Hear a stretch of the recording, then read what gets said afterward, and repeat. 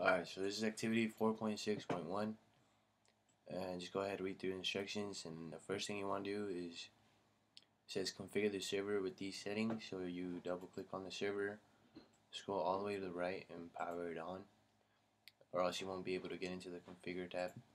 And then you go to the fast internet 0, the IP address. They want you to enter this number in right here, and then the subnet mask will be automatically entered. The settings, the default gateway, they want this number right here, MAN-V. I'm just copying and pasting.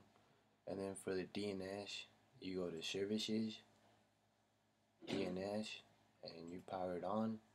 Name, they want Eagle server, Eagle dash server.example.com. And the IP address, they want the same IP address that you entered in for the server. And you click add. Okay. And then they want you to go to the HTTP and turn that on.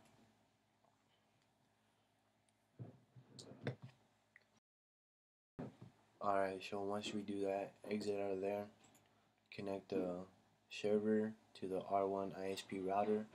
So you're going to need a crossover cable. You go down to connections, you click on the crossover cable, click on the server, connect to fast internet, click on the ISP router, and you click on fast ethernet 00, like that.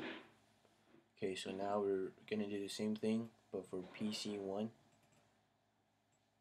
And then they give us a different IP address, default gateway, DNS, and subnet mask. So first thing, go to configure. So fast Ethernet, and they want you to put this IP right here. Okay, the subnet mask is automatically entered, and then you go to global settings, and you put the default gateway.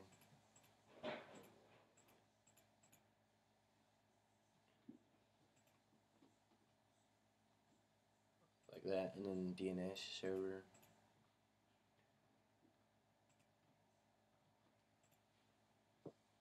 Alright, now it says connect PC1A to the fast Ethernet 1 port of the Essential 1 switch.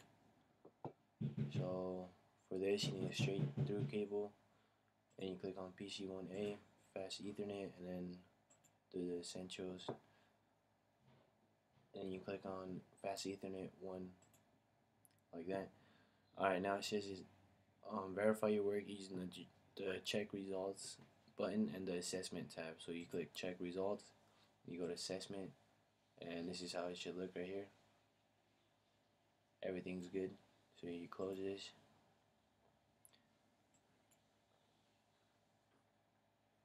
Okay, now it says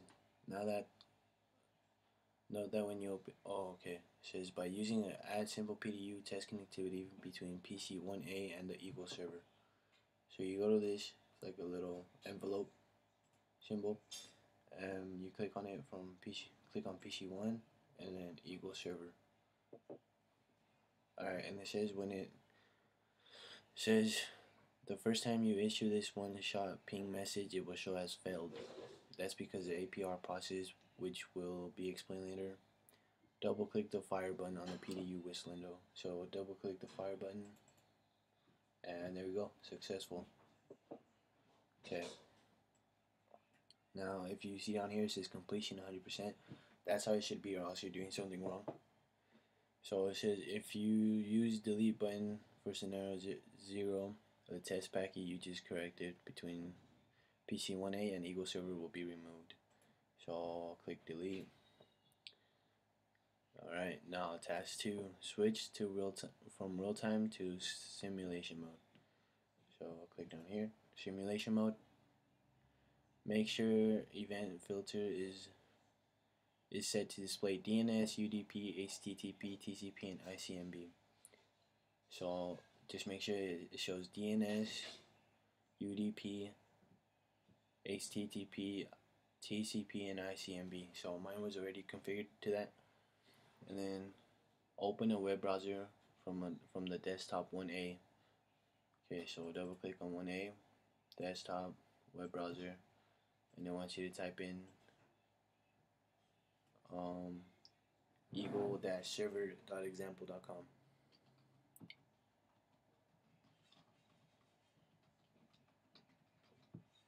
Like that. Press enter or go. Exit out of here. Then use the capture forward button in the event list to capture the interaction. So what you got to do is just click capture forward, and then you see it starts to go to the server.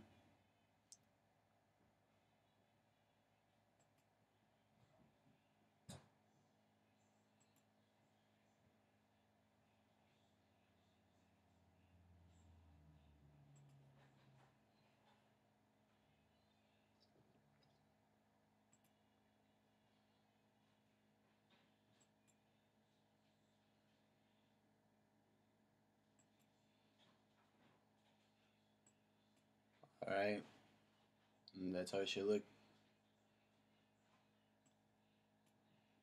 Alright, it says you can examine the packet in two ways: by clicking the packet envelope as it is displayed in the animation, or by clicking the info tab for the packet instance as listed in the event list. So if you can click on this, you can examine the packet here.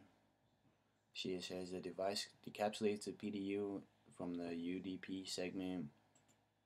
The DNS client receives a DNS response, and you can just go through these for each event, and that's it.